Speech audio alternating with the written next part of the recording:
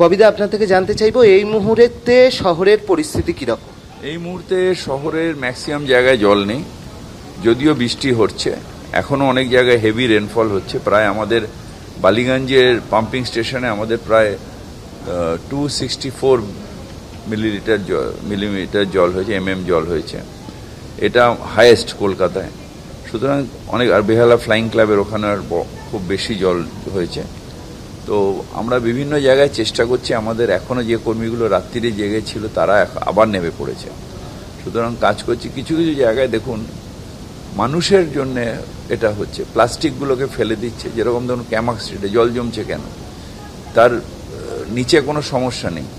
ওই খেয়ে দিয়ে ওই যে প্লাস্টিকগুলো ঠোঙাগুলো ফেলছে, ওইটা গিয়ে গালিপিটগুলোতে জাম করে দিচ্ছে। গালিপিটে জাম হতে ওখানে পুরো জল ভাসছে।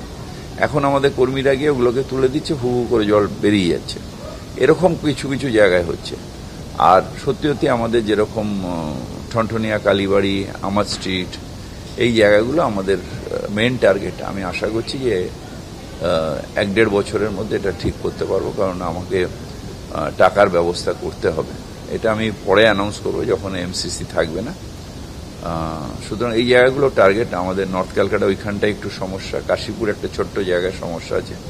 আর কেএইপি কাজ করছে বলে কিছু কিছু জায়গায় আমাদের অ্যাডেড এলাকায় জল জমেছে, যেটা আমরা আশা করছি যে কিছুদিনের মধ্যেই এই সমস্যাটা থাকবে না। কেআইপির যে সুফল সেটা পুরো অ্যাডেড এরিয়ার বাসী পাবে। গাছ ভেঙে পড়ায় কোথাও কি রাস্তা অবরুদ্ধ বা এরকম কিছু জায়গায় হচ্ছে, কিন্তু আমাদের কুইক রেসপন্স টিম আছে এবং প্রত্যেকটা বোড়োতে বসিয়ে রাখা আছে। যেই গাছের আসছে, থানার থেকে ফোন আসছে, সাথে সাথে কুইক রেসপন্স টিম যাচ্ছে এবং কেটে দিচ্ছে। 1 ঘন্টা 1.5 ঘন্টার মধ্যে রাস্তা পরিষ্কার করে দিচ্ছে। এখন যেগুলো সারা রাত ধরে ঝড় খেয়েছে, জলে গোড়া হালকা হয়ে গেছে, সেই গাছগুলো এখন কিন্তু ধূপ ধূপ করে পড়ছে।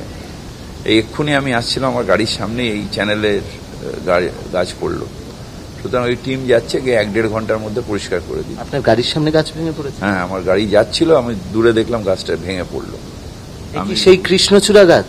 হ্যাঁ, কৃষ্ণচূড়া। এখন ওই জন্য আমি এদের বলেছি বিপিং দেবদারু লাগাও। দেবাশিস কুমারকেও বলেছি বিপিং দেবদারু লাগাও। কৃষ্ণচূড়া গাছ দেখতে সুন্দর লাগে, গরমের সময় লাল ফুল হয়ে থাকে, কিন্তু এই গাছগুলো ভীষণ পড়ে যায় দুমদুম করে।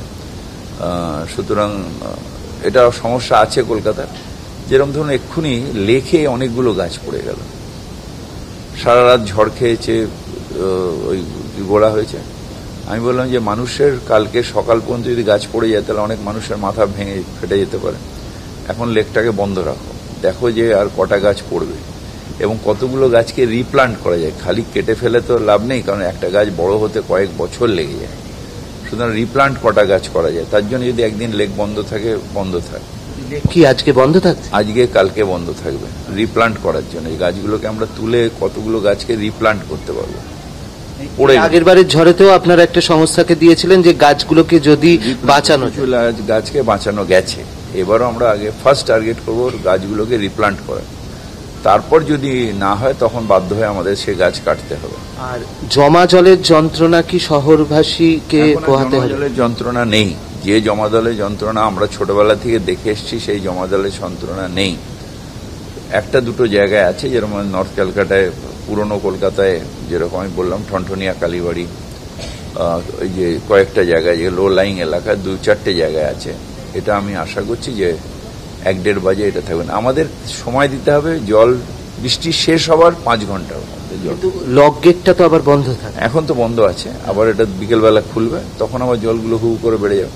লক গেট বন্ধ হওয়া মানে হাই টাইড এবং বৃষ্টি শেষ হবার 5 ঘন্টা বাদে কলকাতায় বেশিরভাগই জায়গায় জল থাকবে না। খুব লো লাইং এলাকা বা কোথাও কাজ হচ্ছে সেইটা, বা কোথাও প্লাস্টিক ফেলে বন্ধ করে দিয়েছে, সেইগুলো ছাড়া জল থাকবে না। আজকে কিছু রাজনৈতিক কর্মসূচিও রয়েছে শহরে, তো সেই রাজনৈতিক কর্মসূচিগুলো কি কোনোভাবে সমস্যার মধ্যে পড়তে পারে? আমার মনে হয় না। যে আমরা ওয়েদার অফিস থেকে রিপোর্ট পেয়েছি তাতে সন্ধ্যের মধ্যে সব ক্লিয়ার হয়ে যাচ্ছে। সুতরাং আমার মনে হয় না আর খুব একটা জল জমার সমস্যা আর হবে না।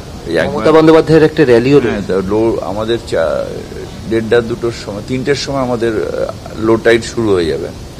সুতরাং তারপরে আমার মনে হয় না যে আর সমস্যা হবে, সেই সময় জলটা নেমে যাবে। আর মুখ্যমন্ত্রী মমতা বন্দ্যোপাধ্যায় আর কি কথা বলেছেন আপনার সঙ্গে? কি হ্যাঁ, আজকেও কথা বলেছেন। কালকে রাত্রি জেগেছি, বললো শরীর খারাপ হয়েছে কিনা জানবার সকালে ফোন করেছিলেন। আর তারপর এইসব জেলার খবরগুলো নিচ্ছিলেন উনি চিফ সেক্রেটারির সাথেও বারবার করে কথা বলছেন যে রিলিফ মেটেরিয়াল ঠিক মতন পৌঁছচ্ছে কিনা, এগুলো খোঁজ খবর নিচ্ছিলেন। কোথাও বিদ্যুৎ বিপর্যয়ের কোনো খবর ছিল? বিদ্যুৎ বিপর্যয় এখানে হয়নি, বর্ধমানে হয়েছে, এখানে নেই। আমার বাড়িতে কারেন্ট কালকে ছিল না, একটা কোনো টেকনিক্যাল ফল্ট ছিল, কিন্তু আমি যাওয়ার আধ ঘন্টার মধ্যে কিন্তু সিএসসির লোককে দেখলাম এসে ঠিক করে দিয়েছে। আর শেষ প্রশ্ন, সেটা হচ্ছে যে কোনো ডেথ টোল তো একটা আমরা দেখেছিলাম, আর কোনো খবর আছে বা এই মৃত্যুটা যেটা ঘটেছে? কলকাতায় নেই, কলকাতায় ডেথ টোল আর নেই, কিন্তু দুর্ভাগ্যবশত জেলার থেকে অনেকগুলো ডেথ টোলের খবর এসছে।